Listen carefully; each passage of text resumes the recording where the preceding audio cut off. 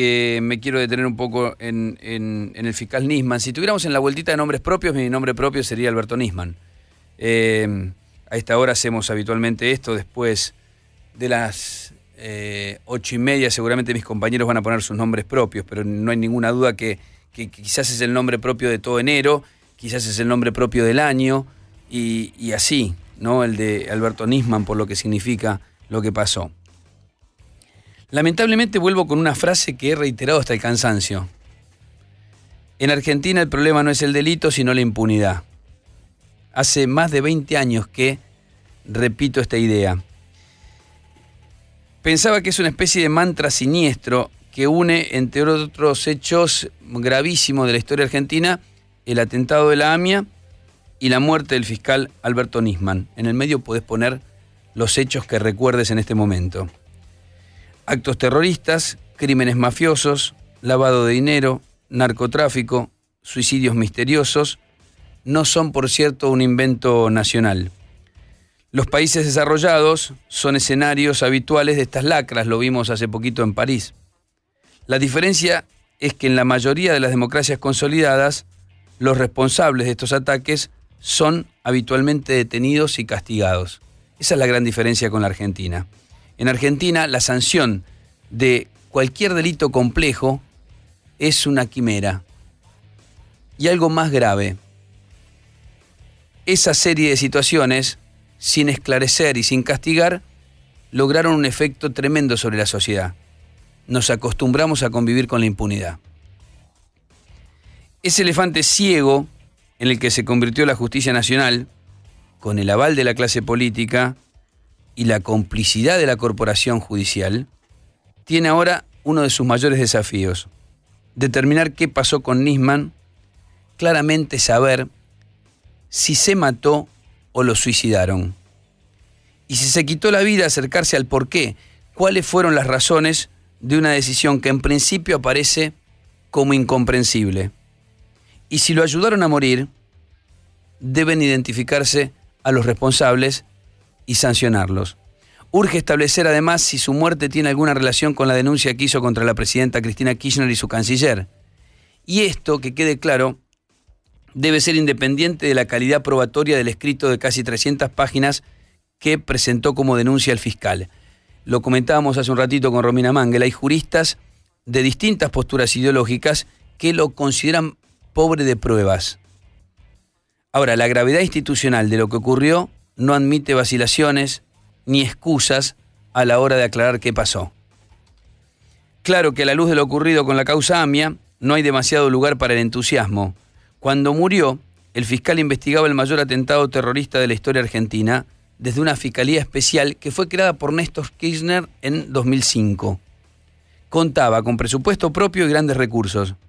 Sin embargo, no solo por la parte que le tocó a Nisman a partir del 2005, sino por la anterior, el resultado es magro. Lo hemos repetido hasta el cansancio en este programa.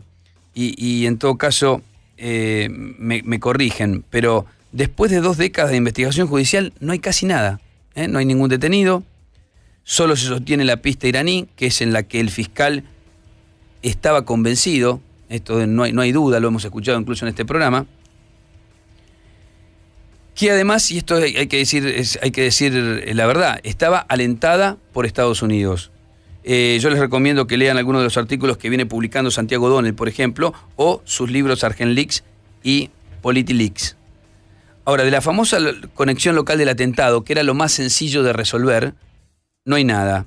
Se incontabiliza un intento de soborno para orientar la pesquisa con fondos de la CIDE y además el juez y los fiscales que tenían la obligación de encontrar la verdad cuando se produjo el atentado terminaron procesados.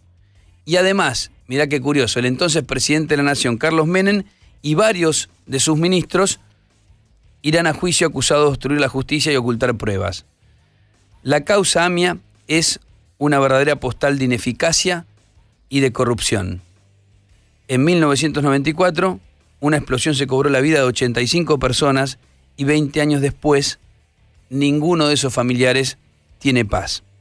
Pero volviendo a lo que pasó en el edificio Le Parc, cuando todavía no había pasado el primer impacto de la tragedia, y esto lo vi y lo viví y lo leí de afuera, fue muy impactante. La presidenta de la Nación contribuyó como pocas a la confusión general. Mientras los sectores de la prensa más críticos al gobierno, casi sin información, hablaban de crimen político, y los medios más afines al kirchnerismo, con la misma carencia de datos, se inclinaban por hablar de suicidio de un hombre abrumado, la mandataria utilizó las redes sociales para deslizar primero la hipótesis de una muerte por mano propia, y 24 horas después abonó la idea del homicidio. Luego, en cadena nacional, puso en foco al técnico informático Diego Lagomarsino, quien le suministró al fiscal el arma de donde salió el disparo fatal y fue la última persona que lo vio con vida. ¿Hacía falta emitir esos juicios livianos e incluso suministrar datos erróneos sobre la investigación? ¿No es una obviedad que Lagomarsino debe ser escañado judicialmente con el extremo rigor? ¿Por qué no hubo lugar para un gesto hacia la familia del muerto? ¿Quién asesora a la presidenta en estos temas? ¿Nadie paga con su cargo esta sucesión de torpezas? ¿O es que no hay a quien reprender? Dado que Cristina Kirchner no admite consejos ni sugerencias. Podría seguir con las preguntas, pero más allá de estos interrogantes y del impiadoso juego de la política y los medios, es forzado sostener que la mandataria tenga vinculación directa con el deceso del fiscal. El daño político que le provocó al gobierno la muerte de Nisman es mayor al impacto de su denuncia. Yo estaba en el exterior cuando Nisman murió. La lectura mediática fue tan inevitable como demoledora. Apareció muerto el fiscal que denunció a la presidenta Kirchner. Creo que este título era el más lineal y el más ajustado a lo que había pasado. Pero después uno se encontraba con gente, le ha pasado a alguno de mis colegas seguro, que te decía, al fiscal lo mataron para que no hablara. Esa es la visión que tiene la mayoría de la gente en el exterior. A ver, insisto con esta idea, me parece forzado vincular a la presidenta de la Nación con la muerte de Nisman. Ahora, por lo menos con los elementos que hay hasta ahora, donde hay una responsabilidad política ineludible del gobierno y de la presidenta, es en el mantenimiento durante una década de una estructura de inteligencia viciada, corrupta y con escandalosos niveles de autonomía.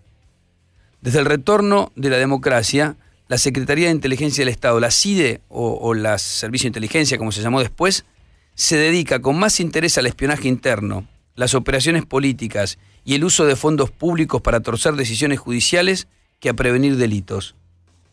10 años de esas prácticas nefastas le corresponden a este gobierno. La reforma del área de inteligencia ahora llega tarde y originada por la tragedia. La necesaria reorganización del espionaje nacional es una operación que requiere tanto de eficacia como de consenso. Los mejores especialistas que tiene el país en la materia no fueron consultados. Ni siquiera los que están cerca del gobierno. En esto pasó algo parecido a lo del Código Procesal. Vamos a hacer una reforma importante y ni siquiera se consulta a los grandes especialistas que tiene el propio gobierno. No estoy hablando de los de la oposición. Este movimiento recuerda el cambio de política ferroviaria motivado en el accidente en la estación de Once, donde fallecieron 52 personas. ¿Quién puede estar en contra de que se inauguren líneas férreas? Al contrario, está muy bien. O de cambiar formaciones. Pero esos gestos no borran los años de la gestión de Ricardo Jaime. Esto es parecido. Todos estamos de acuerdo en que hay que cambiar la CIDE. Ahora la pregunta es, ¿se cambia ahora? ¿Y porque los servicios de inteligencia generaron lo que generaron? Mira, 2 episodios revelan la clase de relación de la CIDE con algunos jueces federales. En 1998, y de esto se va a acordar Romina también porque trabajábamos juntos allí, una de las primeras tapas de la revista 23 narraba cómo los magistrados percibían sobres de las oficinas de inteligencia comandadas en ese momento por Hugo Anzorregui. Una mujer despechada, cuando no en la historia reciente de la Argentina, pidió en el juicio de divorcio contra su marido, un juez federal, no lo vamos a nombrar, la división real de bienes que según ella incluía los sobresueldos que su pareja cobraba de los espías.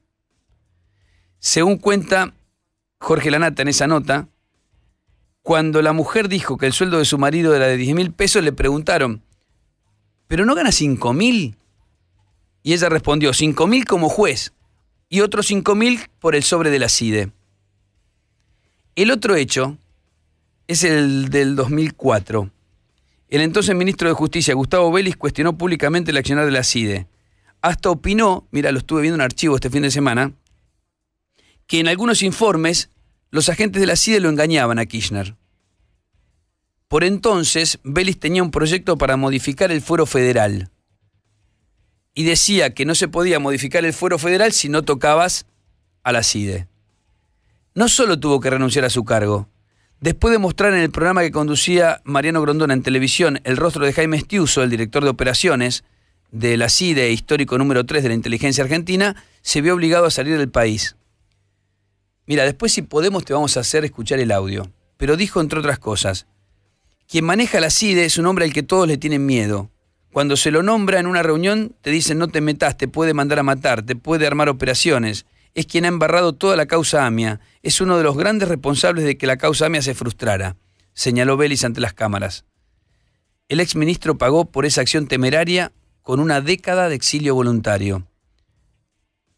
Actualmente trabaja en el Banco Interamericano de Desarrollo, en el BID, y espera que la Corte Suprema lo absuelva por revelar secreto de Estado, porque hizo algo prohibido, mostró la foto de un agente de la CIDE y esto está legislado penalmente. A pesar del escrache, Jaime Estiuso continuó en su cargo. Seguía siendo el más importante funcionario de inteligencia después de los 2 cargos políticos nombrados por el presidente. Los presidentes nombran al 1 y al 2, al señor 5 y al señor 8. El señor 5 y el señor 8 porque están en el 5º piso y en el 8º piso. Pero el número 3 de la CIDE, desde el retorno a la democracia, es Jaime Estiuso.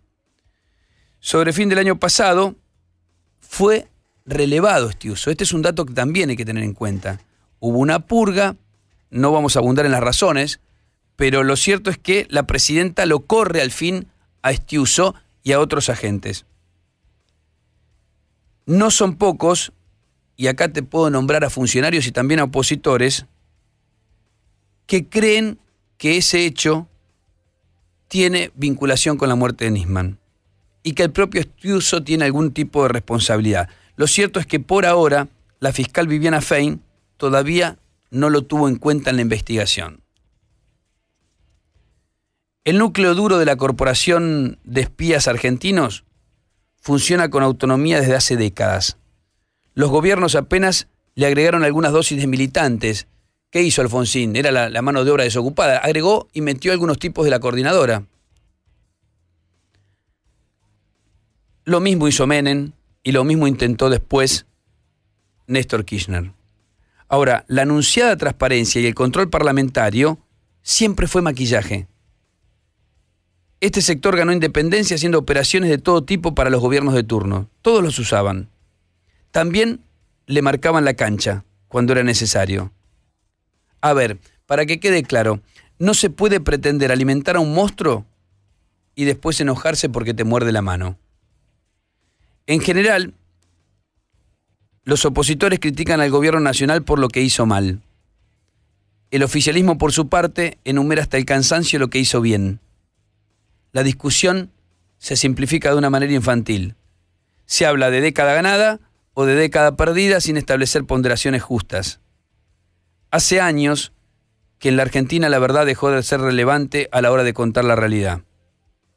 Desde una perspectiva progresista, lo más cuestionable del kirchnerismo es lo que pudo hacer y no hizo. La democratización de los servicios de inteligencia, su transparencia, profesionalización y control parlamentario es un aspecto que se suma a las incumplidas promesas de reforma fiscal, reformulación del sistema bancario y desconcentración de la economía. Se le atribuye a Raúl Alfonsín una frase: no supe, no pude o no me dejaron. En cualquier caso, la excusa no cotiza. Cuando se tiene el poder, la responsabilidad es la misma. Reinaldo 7K en Vorterix Rock. Periodismo justo.